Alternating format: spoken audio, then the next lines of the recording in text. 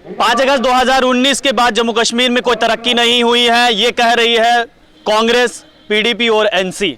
लेकिन भारतीय जनता पार्टी कह रही है कि 5 अगस्त के बाद ही सही मायने में जम्मू कश्मीर को आजादी मिली है। इस समय मेरे साथ भारतीय जनता पार्टी के वरिष्ठ नेता और पूर्व एमएलसी विक्रम रंधावा हैं। विक्रम जी, भारतीय जनता पार्टी कहती है कि 5 अगस्त 2019 के बाद सही मायने में आजादी मिली है जम्मू कश्मीर को, तो इससे पहले क्या गुलाम थे? ऐसा नहीं है। सबको पता है कि धारा 370 की वजह से एक बेड़ियां थी जो जम्मू कश्मीर के लोगों में उस वक्त के हुक्मरानों ने डाली थी, और धारा 370 से निजात दिलवाने के बाद एक जो इंडिपेंडेंस सी जो जम्मू कश्मीर के लोगों ने महसूस किया है, वो आपको खुद भी दिखता है कि एक धारा 370 की वजह से जम्मू कश्मीर का नागरिक जो है अपने आप को असहाय महसूस करता था। हमारी बेटियां, हमारी बहनें जो पठानकोट से आके कहीं शादी करती थी, वो अपने मायके के सारे हकूक भी खो देती थी। यहाँ तक इनकी अपनी बेटियां, फारूक अब्दुल्ला की बेटी ने राजस्थान में शादी की है, वो जम्मू कश्मीर में उसका नागरिकता खत्म हो गई। और इन लोगों ने खुद कानून वो ऐसे बनाए, जब इनकी वो बेटियां भी खतरे में आने लगी तो इनको भी महसूस हो गया कि हमने अपने हाथ काट के दे दिए। आज प्रधानमंत्री जी ने जम्मू कश्मीर को उन बेड़ियों से मुक्त करवाया है। और आजादी का मतलब ये नहीं है कि पहले गुलाम थे, लेकिन यकीनन धारा 370 की वजह से जम्मू कश्मीर के लोग पूरे देश से अपने आप को आइसोलेटेड महसूस करते थे। दूसरे प्रदेश के लोग जो है वो जम्मू कश्मीर में निवेश नहीं कर सकते थे। देश का एक सैनिक जो कलकत्ता से उठकर, वेस्ट बंगाल से उठकर, कन्याकुमारी से उठकर यहाँ पर शहादत दे देता था, लेकिन उसको 2 गज जमीन नहीं खरीद सकता था अपने बच्चों के पालन पोषण के लिए। आज वो इस चीज से फ्री हो चुका है। यकीनन लोगों ने महसूस किया है कि 5 अगस्त 2019 के बाद नया और उज्जवल जम्मू कश्मीर जो है वो दिख रहा है।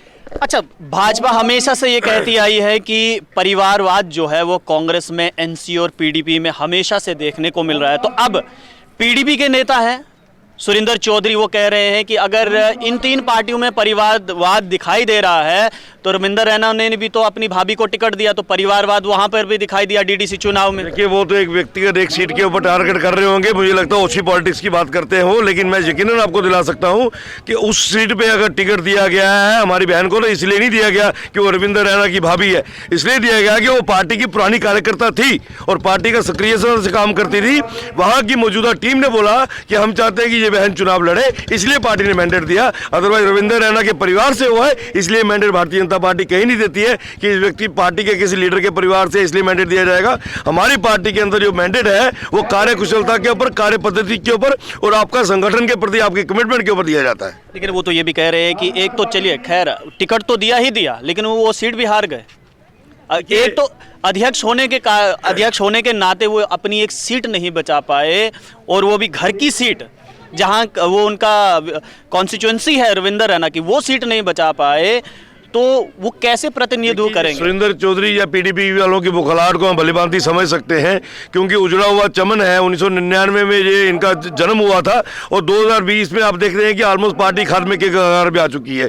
पूरे प्रदेश के अंदर जहां इनकी हुकूमत 2 बार रही हो, 2 बार इनके सरगना जो हैं वो मुख्यमंत्री रहे हो और 26 सीटें लेकर ये अपने आप को बता रहे हैं। यकीनन आप एक सीट की बात कर रहे हैं, मैं कहता हूँ जो 3 सीटें हमने जीती हैं उसकी बात कीजिए ना, जो हारी सीट उसकी बात क्यों कर रहे हैं? लेकिन हार जीत तो बनी हुई है। इनका सुखड़ा साहब हो गया, अब खुद का रोना कहाँ रोए, तो दूसरे पे उंगली उठाने का यही तरीका इन्होंने ढूंढा है। अच्छा, इंडस्ट्रीज हमने देखा कि अब इंडस्ट्रीज जो है वो जम्मू कश्मीर में पैकेज आया है, लेकिन अब इस पर भी सियासत हो चुकी है। इस पर भी अब जम्मू वाले कह रहे हैं हमें 26, वहां पर 46 क्यों?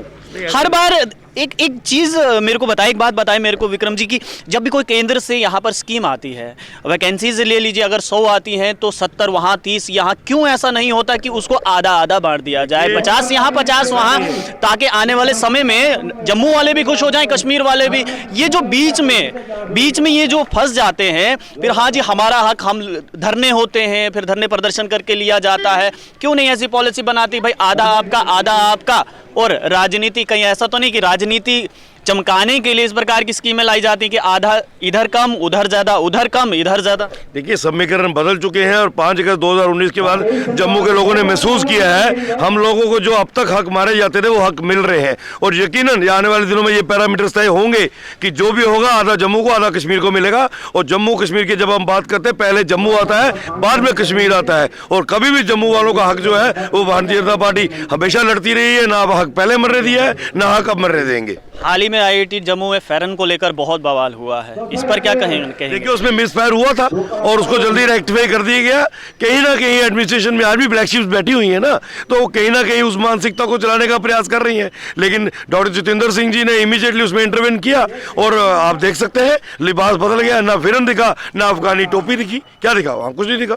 लेकिन ये आया कैसे? क्योंकि देखिए आपने कहा कि कुछ ब्लैक शिप्स बैठे हुए हैं, तो उनको पॉइंट आउट तो करना होगा ना, क्योंकि देखिए अगर आप टनल पार जाएंगे तो आपको फेरन दिखेगा और यहाँ पर ये डोगरों का राज्य है और डोगरे यहाँ पर पग लगाते हैं, पगड़ी लगाते हैं और पगड़ी हटाकर फेरन आ जाएगा तो फिर देखिए वहाँ फिर जम्मू वर्सेस कश्मीर हो जाएगा।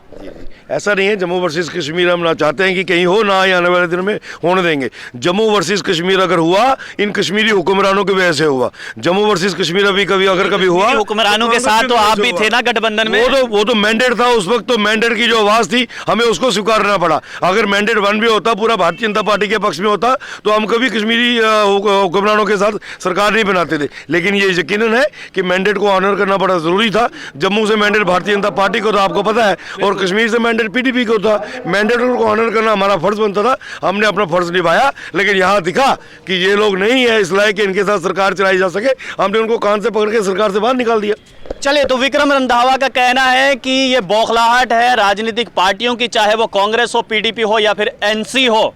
हाँ, रविंदर रैना जो जम्मू कश्मीर भाजपा के अध्यक्ष है, उनकी भाभी को टिकट तो दिया था, लेकिन वो इस हिसाब से टिकट नहीं मिला था कि वो रविंदर रैना की भाभी है, बल्कि वो कार्यकर्ता बहुत पुरानी है भारतीय जनता पार्टी की, इस हिसाब से उनको टिकट दिया गया था। आप लोग देखते रहिए रियली पोस्ट। कैमरामैन गगन के साथ देव ठाकुर, जम्मू।